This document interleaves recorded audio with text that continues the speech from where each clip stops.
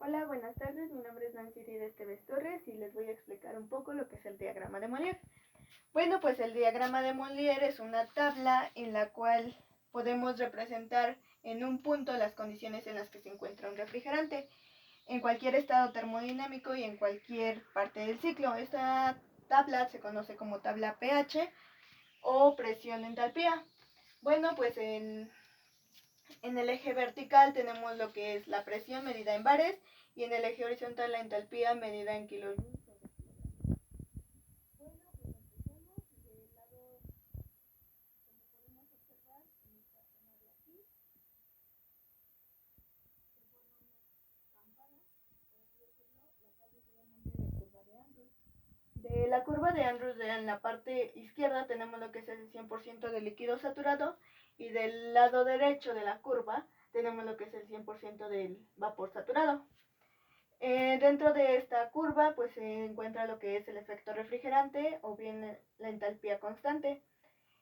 Y en el punto más alto tenemos lo que es el vapor constante. Para localizar la temperatura trazamos una isoterma, la cual va a permanecer siempre constante, y una isóbara para trazar la presión.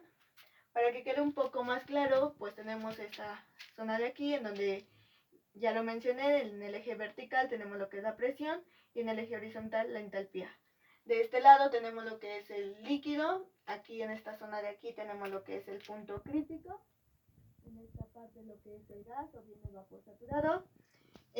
Dentro del líquido pues se forma en el punto más alto lo que es el subenfriamiento, del lado izquierdo a la curva pues se forma en esta zona lo que es la compresión y en esta zona que se ve un poco amarillo tenemos lo que es el sobrecalentamiento.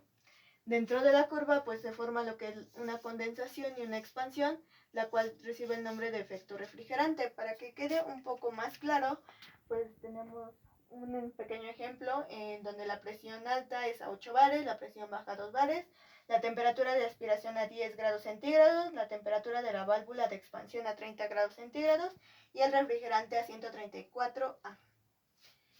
Bueno, pues en algunos ejercicios pues ya nos dan las presiones absolutas, en este caso no nos dan las presiones absolutas, por lo tanto esta es la que nos da la presión manométrica.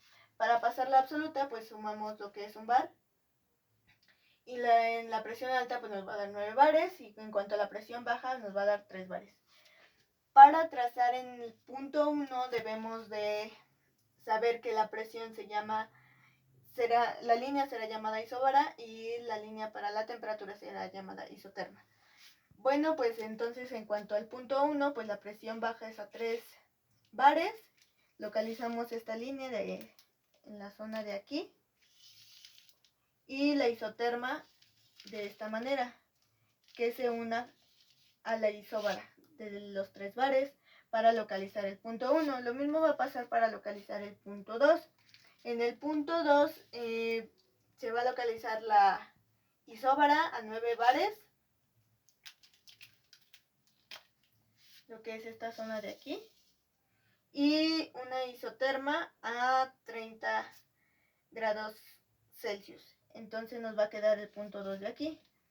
Para unir el punto 1 con el punto 2, esta línea recibe el nombre de isoentrópica. De esta manera pues ya tenemos lo que es finalizada la compresión del refrigerante hasta el punto de la condensación, en donde se realiza la isóbara de la presión alta. Después pues el refrigerante se va a condensar y la presión se condensa y se enfría hasta la temperatura correspondiente a la entrada de la válvula. Ya sabíamos que la entrada de la válvula es de... No, perdón. Para la presión alta nada más se localiza a 9 bares y con una temperatura correspondiente a la temperatura de condensación, que es a 35 grados.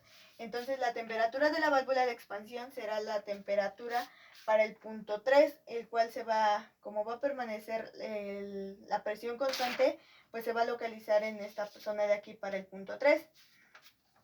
Después de esa condensación pues llega el proceso de expansión, como ya lo mencioné, y en este proceso se supone adiabático. Es decir, que durante esta expansión del refrigerante una parte de él se va a evaporar absorbiendo el calor del resto del refrigerante, de todo lo que se va a encontrar en esta zona.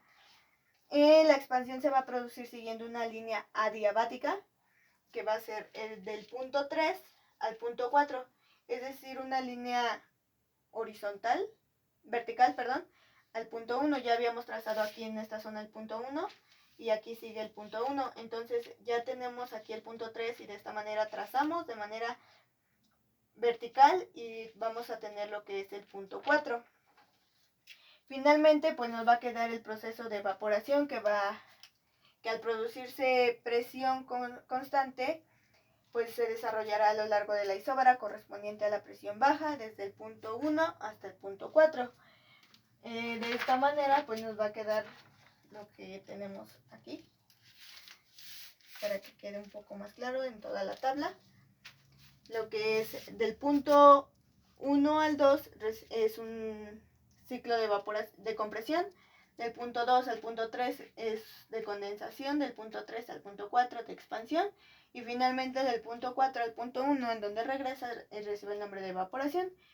Pues eso sería todo. Espero les haya gustado. Gracias.